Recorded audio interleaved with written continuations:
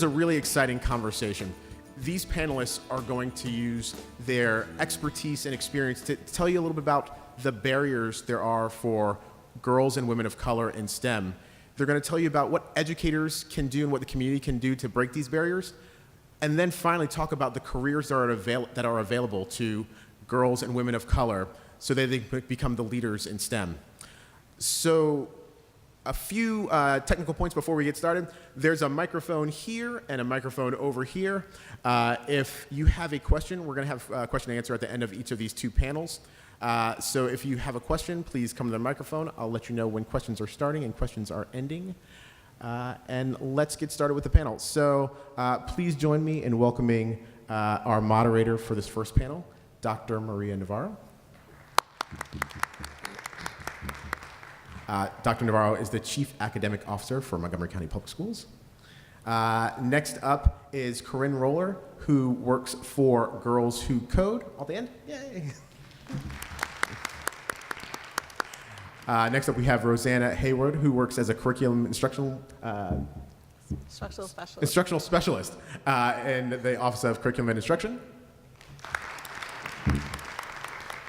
And last, we have Dr. Kecia Addison in the Office of Shared Accountability.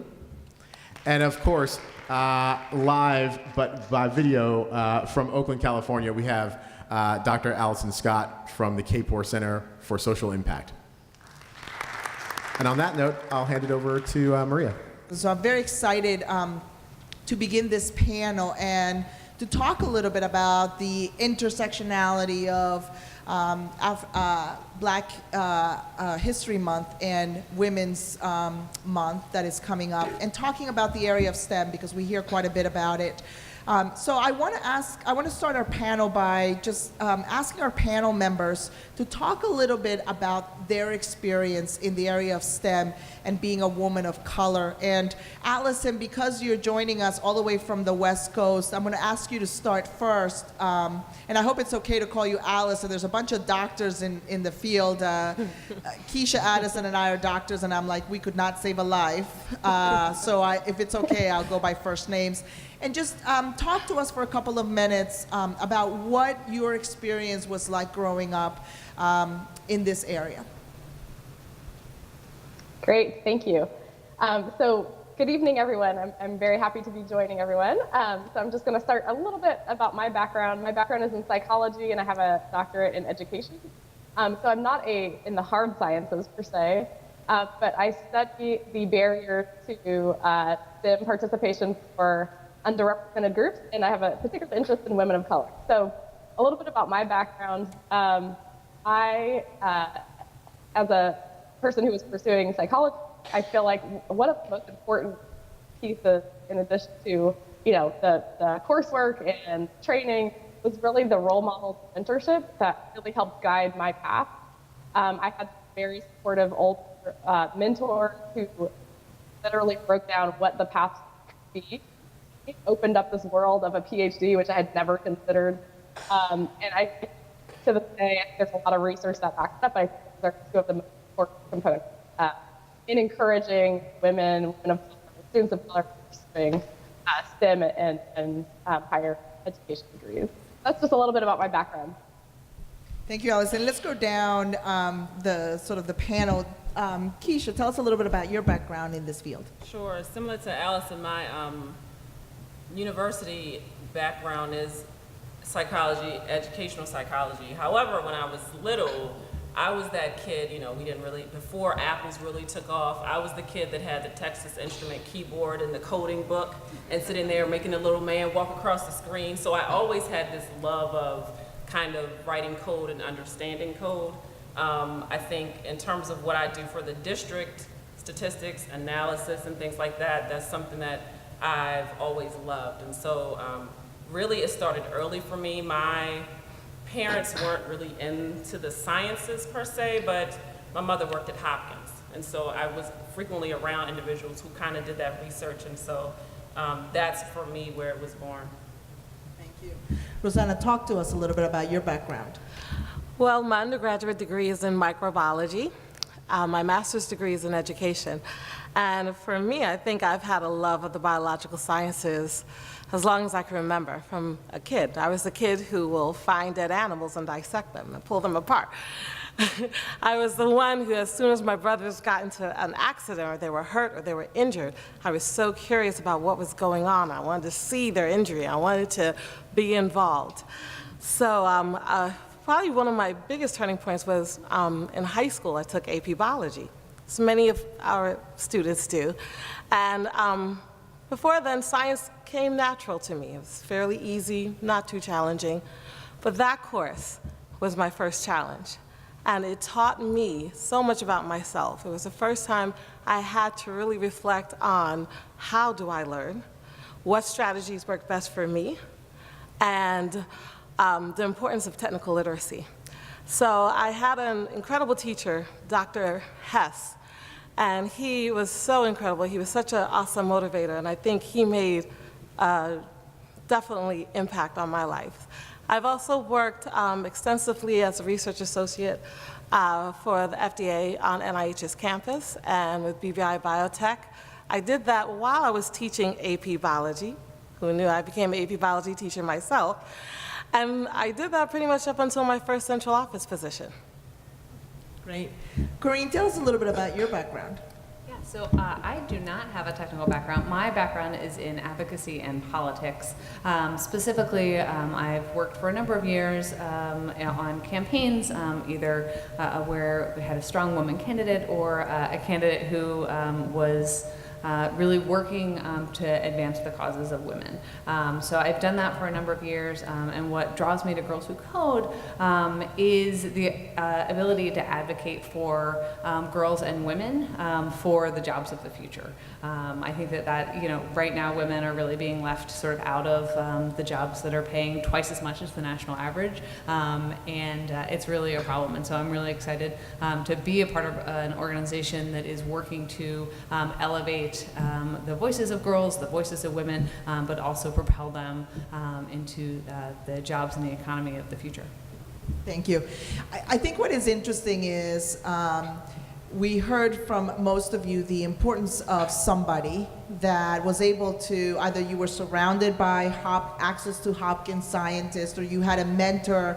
And I'm very curious, Allison, if you could tell us right now, what does the research say about how to support, especially girls of color, to be able to go into these fields and to persevere, whether it's going into K-12 and continuing to do majors in colleges and graduate, and also maybe going into the workforce. Can you tell us a little bit about what the research says?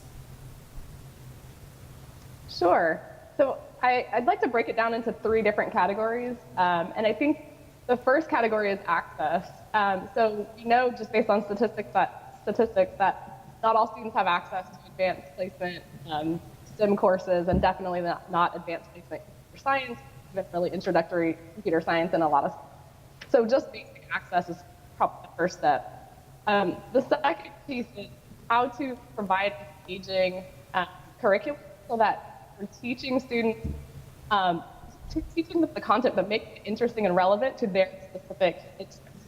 And then the third would be, there's a lot of research around the impact of having a role model, someone that looks like you, either in the class teaching you or working with you, mentoring you. There's research on, in higher education, having someone who's a near peer, who's maybe a couple years older than you, paired up with you in projects, that interaction has a significant impact on women persisting in STEM. So I think that there's some really important messages there around how to keep encouraging women and girls of color. And the most important fundamental piece is that girls and women are extremely talented, and it's not a lack of. That's an interesting point, because I think as we think about what does that mean in the K-12 setting, one of the things that I often wonder about is the access to know exactly what the picture looks like in MCPS. And Kecia is known affectionately in our office as the data diva, and so I'll pose this question to you. If someone, knowing that you see the world of MCPS in terms of numbers and data about the state of our students, what would you say the current state in MCPS is regarding girls and as we look at students entering either pathways that focus on STEM, what does that look like right now? So I think the first thing that we have to think about, and when Derek kind of opened up, he talked about that conversation in terms of looking at access through a lens of both race and gender. And I think that's one thing that we have to do better. And so when we think about how we examine our data in terms of access and opportunity, right now we either look at race and ethnicity or we look at gender. But that kind of intersectionality between the two, we haven't done as much as we need to. And so when we look at them separately, we definitely know that there is this, there is room for improvement in our district in terms of access to STEM programs. And then when you start to delve deeper into looking at access for African American females, it really is a more narrow group, and it's a much smaller percentage of students who are accessing. I think one of the things that we notice is that there are fewer females in STEM in general for a lot of our classes, our AP courses, when you look across the district. And then when you go down just to look at by race, it gets even smaller. And so that ability for us to begin to focus more on, well, what does access look like and how do we increase that is really where we need to go. I think our percentages, you know, we don't have large percentages of students focused on these STEM courses, but I know we do have programs to increase that opportunity and access. But I think outside of the programs, that daily opportunity in the courses in the high schools for students to be there, that's where we have room for improvement. So I want to push a little bit of the discussion around when we think about girls getting into STEM fields, obviously the conversation about the curriculum, the access, we have many programs, and I think right now we could stand and talk about all of the different programs that we have across our schools. My question is, what should we be thinking about intentionally as it relates to both girls coming into an environment where they may be the minority and girls of color coming into an environment where they're going to potentially be the minority? What kinds of things do we think about? So, Rosanna, I'm going to pose that question to you because as you're working on developing programs in elementary, in middle schools, and to Kecia's point about that, what does that then look like as it gets to high schools? What are the things that we should be thinking about intentionally as teachers and administrators that are implementing, that are putting these programs together, to have and to consider that is different than just saying, I have this great coding program, anybody interested, come? That's a great question. I think it's two things. It's welcoming, inviting them in.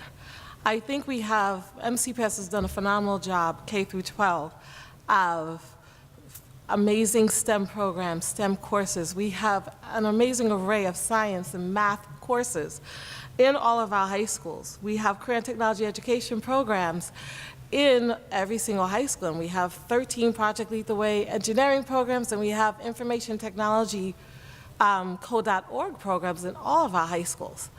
But I think sometimes our girls need that personal invitation. I think we have it in the course bulletin, we're advertising it, but no one is actually tapping some of these girls on the shoulder and saying, you can do it. Why are you not in this class?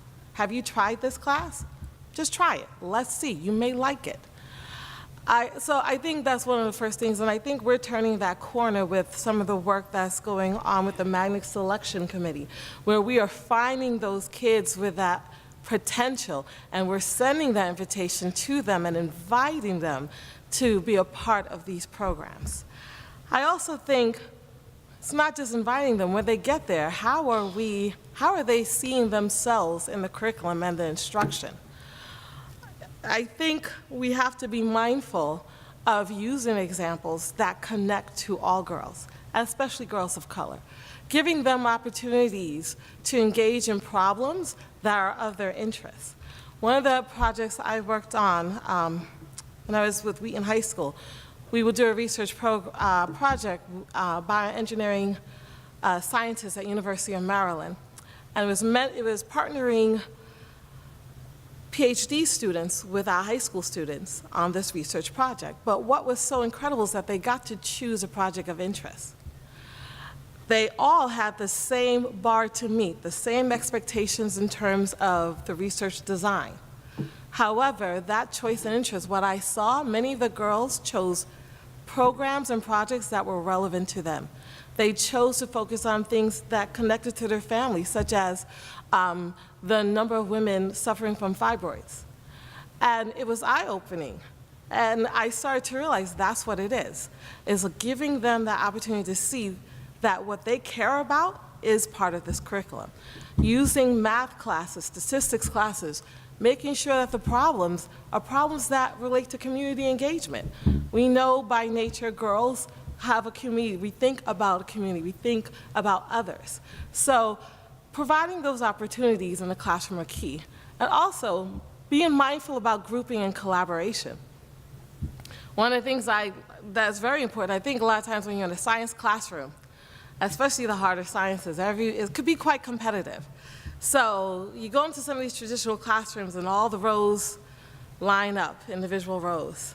And for some girls, this feeling as if, well, who am I going to collaborate with? Who am I going to work with? So one of the things I did, I took the desk and I made a V shape.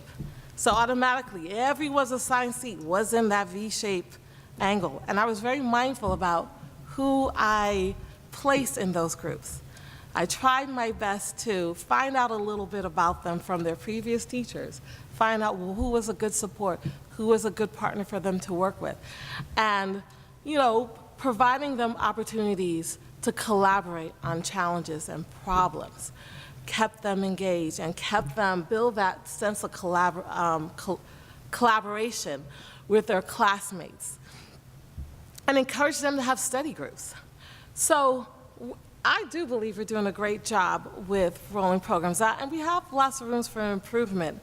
The career readiness report that was released in September stressed the importance of providing equitable access to all of these high-rigor, high-skill, high-demand programs. And that is some of the work that we are going to move forward with. But however, I think what really matters is what is happening each day in that classroom with those students and building those relationships. Relationships are so key. While we have many programs, I would also argue that it is the time to pause and think about intentionality of how to do this. And Corinne, I have you look at this from a national perspective, and clearly working for Girls Who Code, already the title sends a message. What suggestions do you also have for districts like us that have many things going on? I mean, we could name them, but at the end, as Kecia mentioned, when it comes to, at the end of the day, looking at the percentages of girls in maybe AP courses in the STEM areas, and maybe getting, being able to not just get in the courses, but actually pass an AP exam, is very low to the potential. So we lose a lot of girls all the way at the in the end, and as Kecia mentioned, we lose a lot of girls of color all the way at the end. Tell us a little bit about what you find nationally and what we could think about as well. Yeah, so one of the things that we find is the most important when it comes to getting girls interested, but also getting girls to see computer science and coding as a career path is to spark their interest early. We did a study with Accenture a few years ago, and it really found that if girls don't take computer science, and if they don't know that they're taking computer science before the end of middle school, a lot of the cultural stereotypes of coders as dudes in hoodies sitting in their basement just clicking away on the keyboard, those ideas calcify in girls' heads. And so the first time a girl has the opportunity to take computer science is in high school, that's too late. Not enough girls take it, they don't see it as for them, and when they do get in those classrooms, there's not enough girls in their cohort to make them want to continue on. So that sort of is our first recommendation, is that start girls early. They need to start before the end of middle school in order for them to really get their interest sparked and really want to continue with it as a career path. The other thing is, and I'm going to echo a little bit of what Dr. Addison said, is you really have to be tracking this. You have to, as you expand programs, as you expand access, you can't just say, hey, we've got courses in every high school. You have to do it intentionally. You have to set some goals. You have to track that data. Montgomery County is not the only municipality. Almost no county, district, state in the country tracks the proportion of girls in computer science classes. So it's very hard to know where you start from. And if you don't know where you're starting from, you don't know how far you have to go, and you can't, it's very hard to set a goal.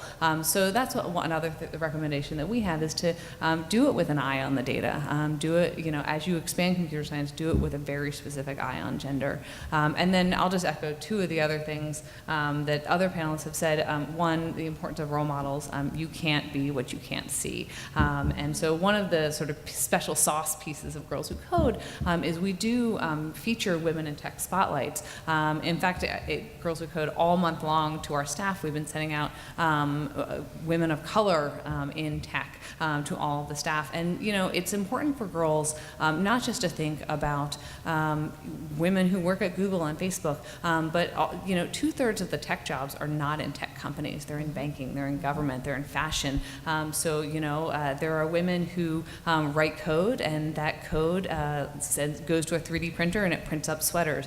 We just had a group of girls model some coded clothing at New York Fashion Week. And so, providing those role models for girls that really interest them is really important. And then sort of the fourth thing that we see as being very important for districts is there's a lot of professional development money that goes towards the content of computer science. For girls, to get them in the class, that's one thing. To get them to sign up, take it, that's diversity, that's a number. Actual inclusion means you really need to be using some of that professional development money to teach teachers how to create a gender-inclusive classroom. Don't just call on the boys. Encourage wrong answers. Encourage girls to ask those hard questions that, might sound stupid in their head, but everybody else has that question as well. Really encourage girls to be brave, encourage that collaborative space, those are some of the things that we see that really propel girls not to just have an interest in computer science and in coding, but to see it as a career path and to want to go on to major in it in college and to take it on as a job in the future. I want to ask our panel members also, I'm so glad that you talked about the classroom environment, mm-hmm. This idea of how we as educators think about our classroom environment as we see the opportunities and the opportunities for girls to try, succeed and sometimes fail and learn from that. The intersection for us as schools is also about how do we engage with families that just generationally may not, and especially may not have access to the STEM fields because we have a low number of females and females of color in this area. And I'm curious, Allison, if you could tell us a little bit about what the research says, or what has been your experience about how to effectively work with families. One of the things that we know here is that the family support is important, but what should we consider in this avenue, even in families that have no connection to any STEM fields? Yeah, that's a great question, and I actually think the parents are often overlooked in this conversation. A lot of focus on teachers and the students, but as we know, parents are critical components. So I think that there's some important research that speaks to the relationship between the parent occupation and the occupation that students pursue, especially in engineering and computer science. If you have a parent that goes to this field, has no job, you've grown up around it, you're much more likely to go into that field. So what do we do for the families that aren't engaged, that don't have tech occupations or similar? And I think that what we suggest is very similar to what we're suggesting for students, which is, or how we engage students, which is providing exposure to what are all the types of careers out there that parents may not be aware of, but once they become aware of, they can engage their students to pursue those types of careers. What are some of the activities out there available in the school? Why should they pursue those activities? And then I really liked what one of the panelists said also about the connection between their future economic opportunities and how are they being left behind if they're not given a basic exposure to computational thinking, computer science. And I think parents can play a really critical role once they're part of that type of question. I also have, I know that we're going to also open up questions for the audience, but I'm curious, as we look at our current practices, Rosanna, how do we approach this work differently than we had in the past? As an organization, we're always sort of thinking about how are we learning, how are we thinking about this different. What are some of the things that in your shop and as you work with schools that you're wrestling with and rethinking of how we provide more supports to girls? Well, I think the work with the Career Readiness Report really was open and it was honest, and it really made us reflect on our current practice. So with that, one of the most important things for us was to engage with our stakeholders more, hear from our parents, our counselors, our teachers, and even students on what they need to be successful. And I know many districts were thinking timelines, we're thinking, oh, we have this project, we have this to move ahead with.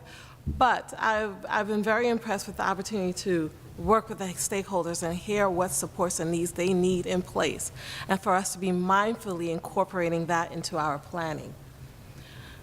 So I would say that was probably one of the biggest changes that I've seen, and I think it's extremely powerful. And just forums like this, opportunities like this for us to engage more with parents and students are key. I think the intentionality, you just, Corinne mentioned the idea of like a person who codes as like wearing the hoodies and sitting in a basement and usually being male and sitting and doing these pieces. The intentionality of us visually showing what the opportunities are is such a great takeaway, that coding, that STEM fields, that engineering, IT fields are so integrated into the management and the running of huge organizations, and that could be in any field.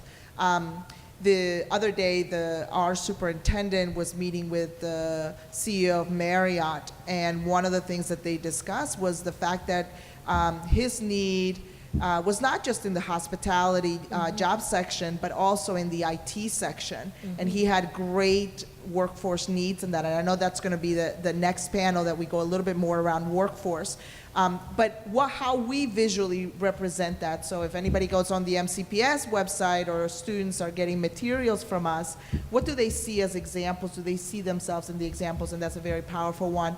I do want to take a couple minutes to open up to, I know we have some school folks here, and I wanted to see if there were any questions from anyone, and we have some students as well. Wanted to see if there's any questions for any of our panel members. Will Montgomery County be implementing any programs in the elementary school to promote STEM?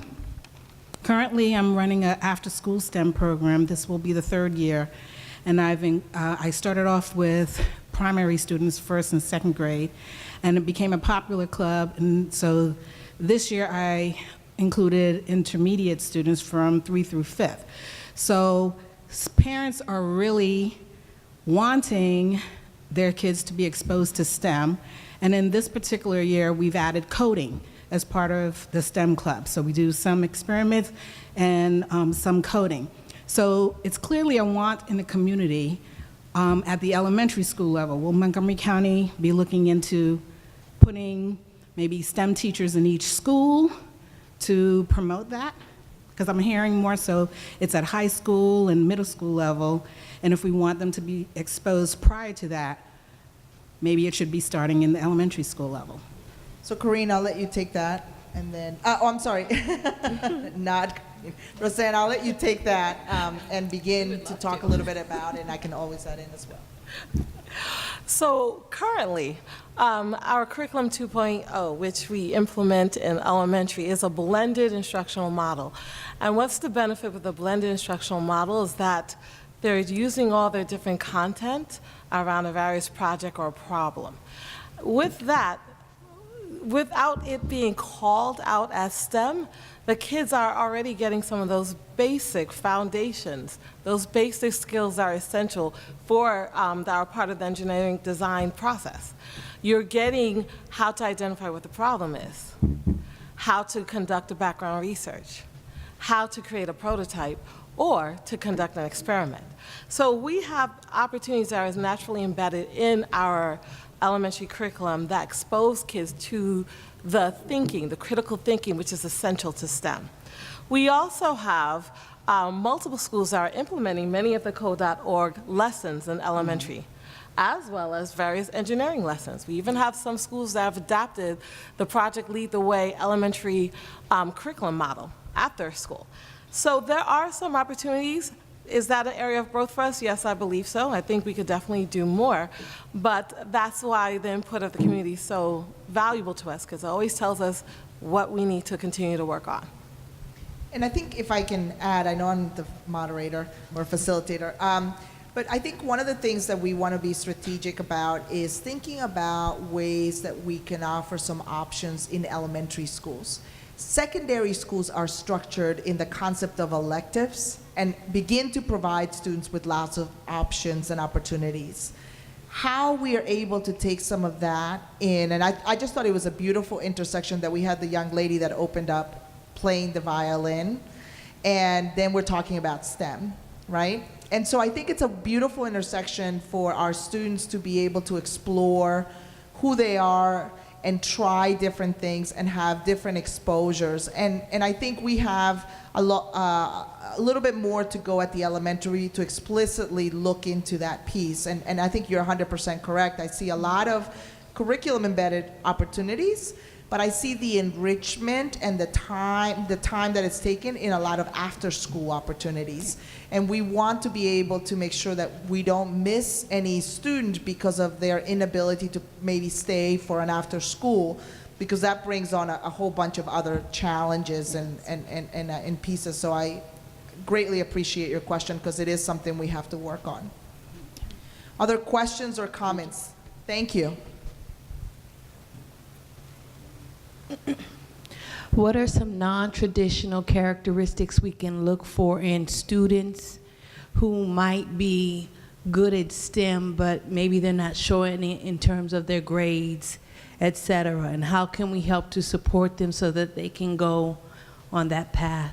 What a beautiful question. Allison, I'll ask you to start us off with that answer. Sure. So I like the where the last conversation ended, in that if we are providing more opportunities for girls of color to engage in a variety of different subjects, so not just computing, not just sciences, and then just looking for that spark that goes off with any one activity, with any guest speaker that comes in, any environment that students are exposed to, and just looking for that spark. And whether or not that student is your best student or your student that's experiencing some challenges, I think that's the way to look for non-traditional measures of ways to engage girls. Corinne, I'll throw it to you as well, because I think you pose the very visual perception of the coder, and so I'm thinking we can pick your brain a little bit more about stereotypes that people hold. Perhaps sometimes it's the STEM is a treat, where it should be sort of the opportunity for all, and thinking about girls explicitly. What can you tell us? Yeah, I mean, I think that the way we think about it is coding and computer science and STEM is for everyone. Every student should have it. We won't feel successful until every girl is taking a computer science class in her school. And so I feel like a little bit of like our special sauce, the things that we focus on that help us to keep girls interested in this is, again, we do really, our classrooms do function a little bit differently than a traditional classroom would. We do really focus a lot on collaboration, on teamwork, on community impact. All of both our clubs and our summer immersion programs, at the beginning, they start to identify some challenges that they're seeing either in their community, in their school, and then they figure out how can technology solve that problem. And so we've had girls, we had one girl who developed an algorithm to tell whether cancer was malignant or benign because she saw her father had cancer. We had a group of girls who developed a water quality app because of what they saw happening in Flint, Michigan. So we really think that all girls should be taking computer science, all girls should be taking STEM. We just need to make the classrooms more inclusive places, and we need to make more of an effort to make girls feel like this is a subject for you, this is a place where you're welcome, this is a thing you should be doing, because girls and women are they're the innovators of the future, and in leaving them behind, we're leaving behind not just leaving them out of the economy of the future, but we're leaving out a whole host of ideas that we're leaving them literally on the table, and so we really need to be focusing on getting girls in early, integrating coding and computer science into those early grades, and then really driving girls into middle school and high school computer science classes. And one of the barriers that we do see, since so many girls are not taking computer science in middle school, by the time they get to high school, a lot of times what they hear is, oh, well, you haven't taken the prerequisites for computer science.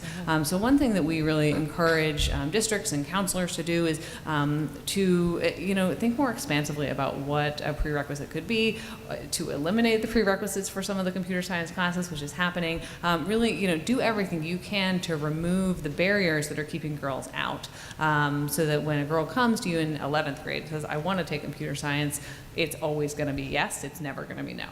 Thank you. Thank you. A question from our audience. This question is for Corinne. How can girls get involved with Girls Who Code?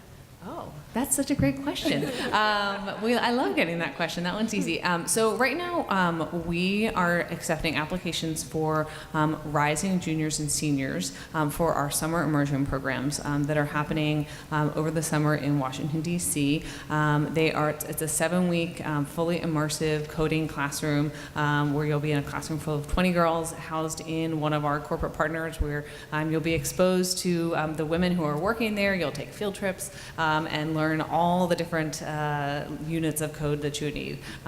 They make I think one of our most popular units is they do a week on robots, and at the end the project is to make the robot dance to music. So that's always fun. But outside of summer immersion program, our largest program is our clubs program, which is a free after-school program.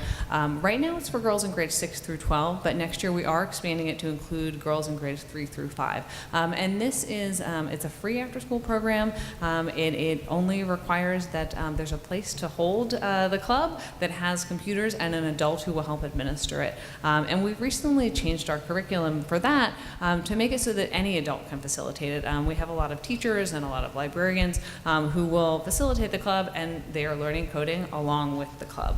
And so those are 2 ways that you can get involved with Girls Who Code. There's some info out on the table out there, and you can also always contact me at Corinne@girlswhocode.com.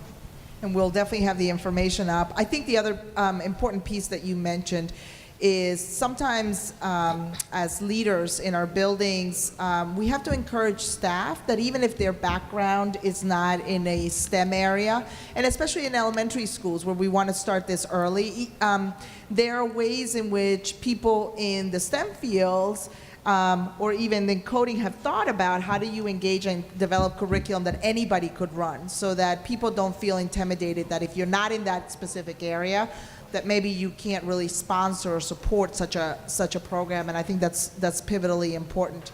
So I want to make sure that we keep within the time because we have another panel coming up. I want to thank all of our panelists today. We've taken copious notes, and the best thing is we have you on video, so we can go back and replay every single thing that you said as we sit and debrief on how to get better. I want to applaud the folks from our staff that are sitting here because they are working on innovative ways for us to think about how to bring girls on board, how to think of the explicitly thinking about girls of color and what does that mean in our system. And as Kecia always tells us, I'm following the data, and so she holds us true to our work.